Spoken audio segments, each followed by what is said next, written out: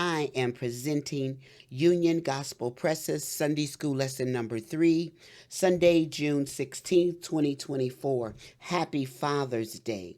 The lesson is entitled Ruth Follows Naomi.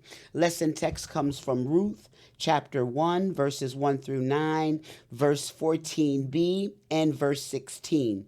Related scriptures are Judges 2, 11 through 19, Matthew 19, 27 through 30. The place is Moab. The time is between 1120 and 1130 BC. Our lesson this week focuses on two women, Naomi and Ruth, and their loyal love for one another. Today's aim, facts, to show how one young woman from Moab found refuge in a family who knew the true God. Principle, to affirm that our families can be places of refuge and safety if we follow God's order for them. Application, to show how we can make our families places of community when we leave behind our old life and choose to follow Christ. Illustrating the lesson, Ruth, a foreigner, chose to find a home with Naomi in Bethlehem. God invites all to accept a place in his own family. Practical points. 1. God's people are not automatically exempt from the difficulties of life. Ruth 1, 1 through 2. 2. Sometimes God chooses to allow circumstances that leave him as our only hope. Verses 3 through 5. 3. The wise person recognizes that every good thing is from God. Ruth 1, 6, Matthew 5, 45, James 1, 17. 4. No matter how difficult or how uncertain the outcome, take the next biblical step. Ruth 1, 7. 5. Our own difficulties should never preclude our desire for God's blessing on others. Verses 8 through 9. 6. Following God involves sacrifice, but also the hope of his sure provision. Verses 14 and 16. Golden text. Ruth said, "Entreat me not to leave thee, or to return from following after thee. For whither thou goest, I will go, and where thou lodgest, I will lodge. Thy people shall be my people, and thy God my God." Ruth 1:16. Today we have 4 lesson outlines. The first is a family migration, Ruth 1, 1 through 2. The second is a family tragedy, Ruth 1, 3 through 5. The third is a family parting, Ruth 1, 6 through 9. And the fourth is a family loyalty, Ruth 1, 14b and 16. Introduction. The family is the basic unit of a community. When family units suffer, the whole community suffers. Heartbreaking stories of family tragedies permeate the newspapers and newscasts today. We hear not only of house fires, traffic accidents, and neighborhood shootings that claim children's lives, but also of horrible dysfunctions within family units. Spouses divorce and fight for the children. Former spouses kidnap children. Disturbed parents beat, molest, or even killed unwanted or disabled children. Ironically, out of such wretched conditions come some unlikely stories of success and love. God bestows grace so that the selfish, abusive, poor, handicapped, and abused can be transformed and may yet glorify him and bless their communities with good deeds. Such is the outcome of the biblical account of Naomi and Ruth. It begins as a family tragedy, but it ends in a way that brings blessing to Israel and all mankind. Our lesson unfolds the beginning of this remarkable account. A family migration, Ruth 1, 1. Now it came to pass in the days when the judges ruled that there was a famine in the land, and a certain man of Bethlehem, Judah, went to sojourn in the country of Moab, he and his wife and his 2 sons. Verse 2. And the name of the man was Elimelech, and the name of his wife Naomi, and the name of his 2 sons Mahlon and Chilion, Ephrathites of Bethlehem, Judah. And they came into the country of Moab and continued there. The famine in Judah, Ruth 1:1a. The events in the book of Ruth occurred in the days when the judges ruled. Politically, these were chaotic days when Israel had no central government. Spiritually, there was frequent apostasy, and God chastised his people through foreign invasions. The book of Ruth, in contrast to Judges, portrays a local community of those times undisturbed by warfare. It reveals peaceful contacts between Israelites and their Moabite neighbors. And it shows that even in a time of apostasy, some still strongly trusted the Lord. Conditions were not ideal, however, for the land was under a severe famine. We are not informed about its cause, though inadequate rainfall usually was to blame. We also do not know whether it was local or widespread throughout Israel. We are not explicitly told whether God brought about this famine as a punishment for sin or for some other reason. It is merely mentioned as the cause for a family's departure from the land. The migration to Moab, Ruth 1:1b through 2. The family at the center of this narrative lived in Bethlehem in the tribe of Judah. Ironically, Bethlehem means house of bread, and its name reflected the bounty of the region. But now even Bethlehem experienced scarcity. So the man and his family, identified in the next verse, left Israel for the land of Moab. He intended to sojourn there, that is, to stay temporarily until the famine ended. Moab was a country southeast of Israel on the opposite side of the Dead Sea. Its people were the descendants of Lot through his oldest daughter's incest with him. Genesis 19:37. During Israel's journey to Canaan, the king of Moab had resisted them by hiring Balaam to curse them. Numbers 22:1 through 6. Because of this, Moabites were barred from participating in Israel's national life. Deuteronomy 23:3 through 6.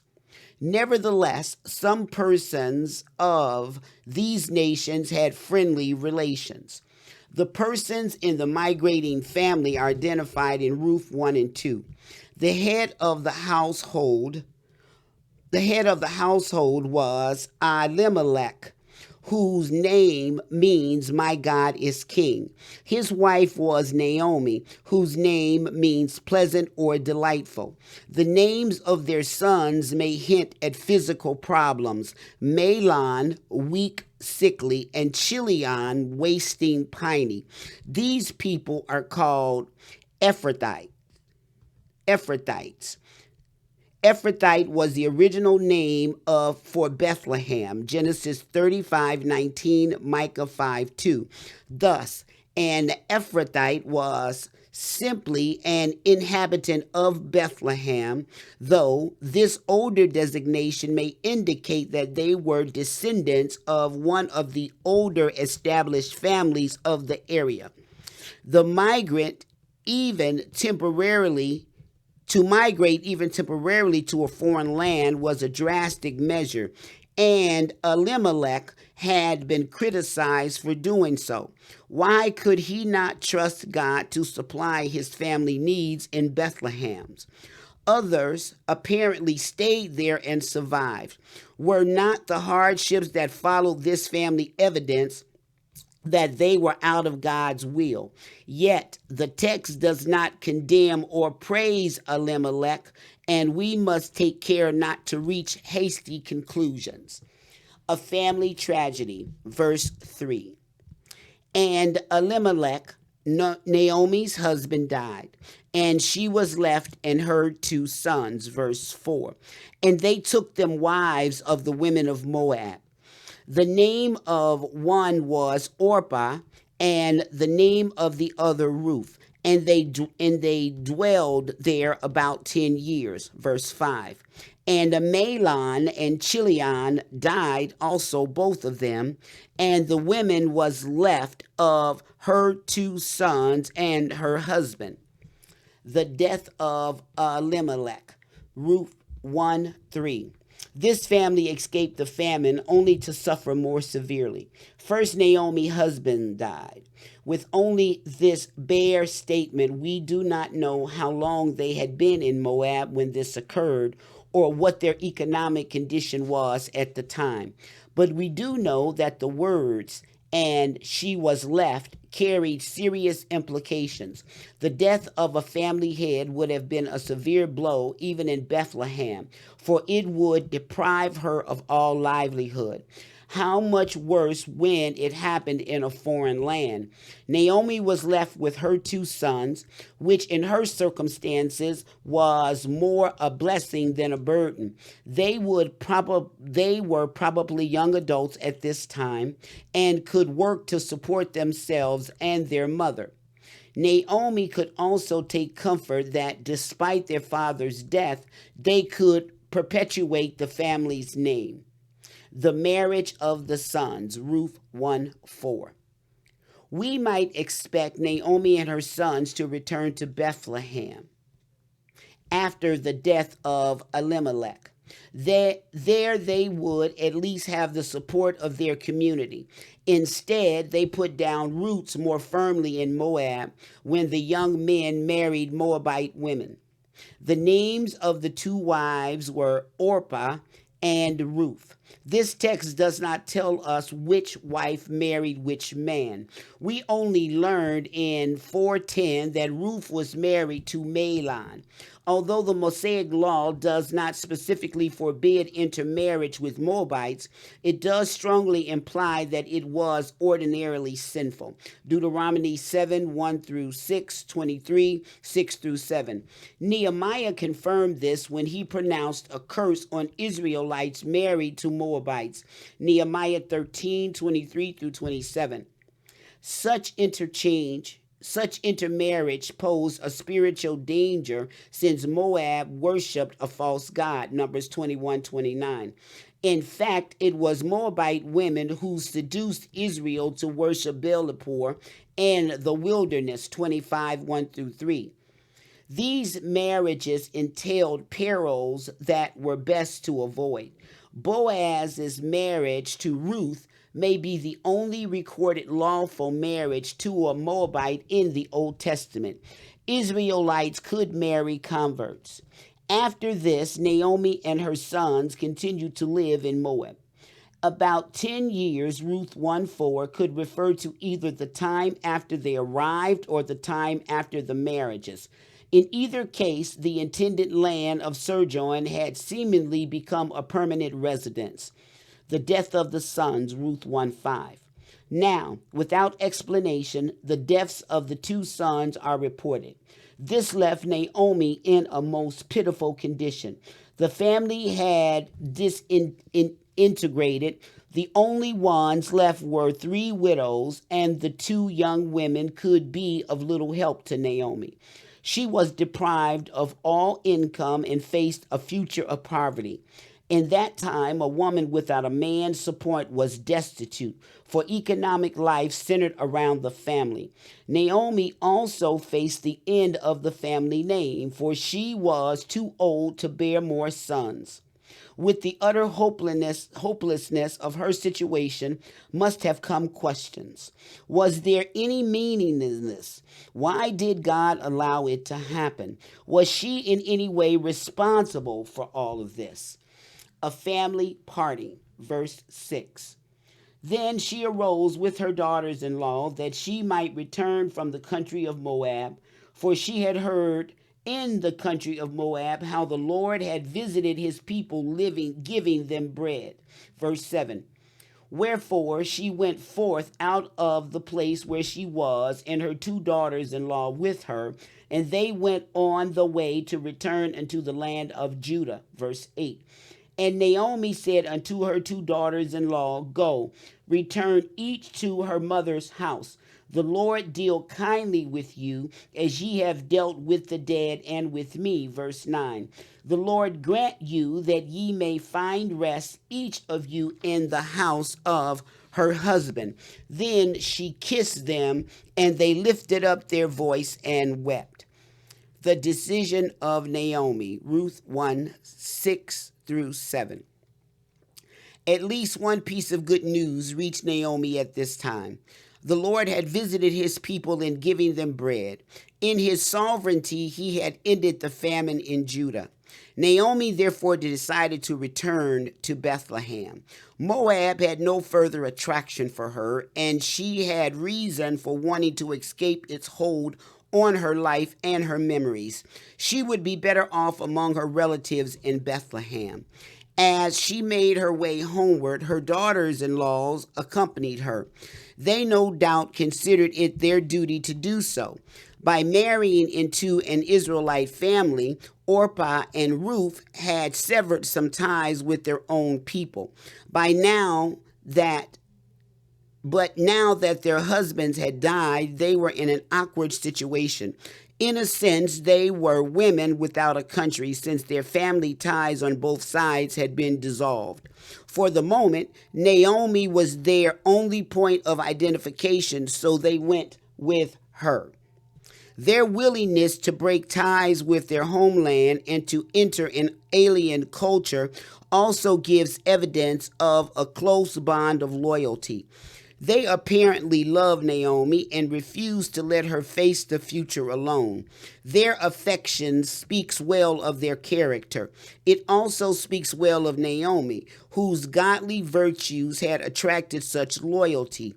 Here, then, were 3 women united by a common grief and facing an uncertain future, but they determined to face it together. The parting of the women, Ruth 1, 8 through 9. Naomi recognized the difficulties Orpah and Ruth would face in Israel. They were young, with hopes of remarrying and rearing families, but their prospects of finding husbands in Bethlehem were slim because of cultural barriers. So she released them from any obligation to her. Go, return each to her mother's house, she said. We might have expected her to say father's house, but she was referring to the woman's quarters of their homes. Their mothers could comfort them, and they could prepare for another marriage. Naomi prayed that the Lord would deal kindly with the 2 women. It is noteworthy that she invoked the kindness of the Lord of Israel, not Chemosh, the false deity of Moab. Naomi had been away from her homeland for 10 years, but she still held firmly to her faith in the Lord. Apparently, she had also imparted an understanding of her faith to her daughter-in-laws. Furthermore, in using the expression deal kindly or show kindness, verse 8, Naomi used the Hebrew word that refers to the loyal love established by a covenant. It is often used to describe God's covenant dealings with Israel, but here she prayed that he might extend this covenant love to foreigners as well.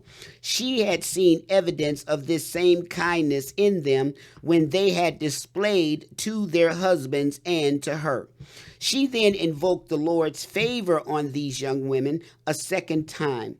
The Lord grant you that ye may find rest, each of you, in the house of her husband, verse 9. Rest here refers to the security a woman had through marriage. In their case, it meant a release from the worries and troubles their widowhood would bring. It was unlikely that they could experience this in Bethlehem. Their Moabite culture could provide greater opportunities for remarriage. Naomi kissed Orpah and Ruth as she anticipated a final parting, but this merely stirred their emotions. They broke out into loud weeping. As they wept, they protested that they would indeed stay with Naomi. But she discouraged them, arguing that she would have no more sons for them to marry. Why should they stay with someone whom God had forsaken? A family loyalty. Verse 14. And Orpah kissed her mother-in-law, but Ruth clave unto her. Verse 16. And Ruth said, Entreat me not to leave thee, or to return from following after thee. For whither thou goest, I will go, and where thou lodgest, I will lodge. Thy people shall be my people, and thy God my God. Ruth's decision, Ruth 1:14b. After more tears, Orpah made her decision. She kissed Naomi goodbye and turned back. Naomi's advice sounded sensible. If she ever wanted to remarry, this was apparently the way to achieve it. Having been forced to examine her values, Orpah decided that becoming a wife again was more important than remaining a daughter-in-law to Naomi. Ruth, however, cleaved to her mother-in-law. She had counted the cost no less than Orpah and had reached the opposite conclusion. Her life would henceforth be with Naomi, whatever the sacrifice. The Hebrew term for cleave indicates the closest possible loyalty and affection. It is the word used to describe the ideal relationship between husband and wife, Genesis 2:24. Ruth's identity would be tied to Naomi. Ruth's dedication, Ruth 1:16. One last time, Naomi tried to dissuade Ruth, verse 15. She reminded her that Orpah had returned to her people and gods, and she urged Ruth to do likewise. This was bad spiritual advice, but Naomi was thinking only of the earthly happiness Ruth would gain. Ruth was adamant, however. She begged Naomi to stop entreating her to return. She declared that she would go where Naomi went and lodge where she lodged, both along the way and both in Judah. She would share the circumstances of Naomi's life, but she went even further.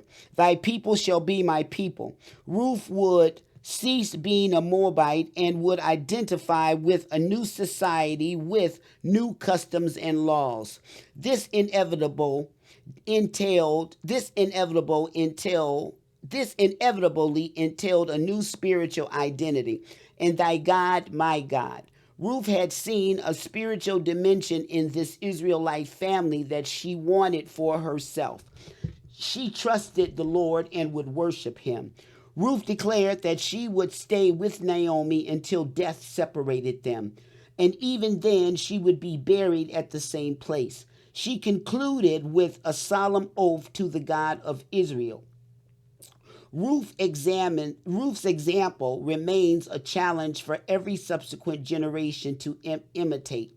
She had seen in her family a minister of the community of faith in Israel, and she desired to be a part of it.